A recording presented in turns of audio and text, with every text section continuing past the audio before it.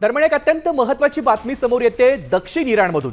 दक्षिण इराणमध्ये भूकंपाचे धक्के बसलेत। इराणमध्ये 4.3 रिश्टर स्केलचा भूकंप झालाय। युद्धादरम्यान आता इराणमध्ये भूकंपाचे धक्के बसलेत। दक्षिण इराणच्या गिराशमध्ये हे धक्के बसल्याचं समजतंय। यामुळे आता इराणमधली परिस्थिती अत्यंत गंभीर होत चालली आहे, कारण इराणमध्ये एकीकडे युद्ध सुरू असतानाच दक्षिण इराणमध्ये 4.3 रिश्टर स्केलचा भूकंप देखील झाला।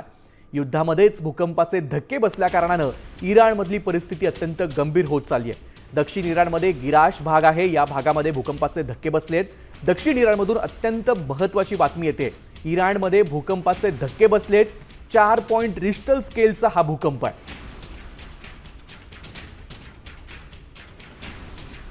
आपण बघतोय दक्षिण इराणमधून अत्यंत महत्त्वाची बातमी येते। इराणमध्ये एकीकडे युद्ध चालू असतानाच दुसरीकडे भूकंपाचे देखील धक्के इराणमध्ये बसलेत। दक्षिण इराणमध्ये 4.3 रिश्टर स्केलचा भूकंप झाला।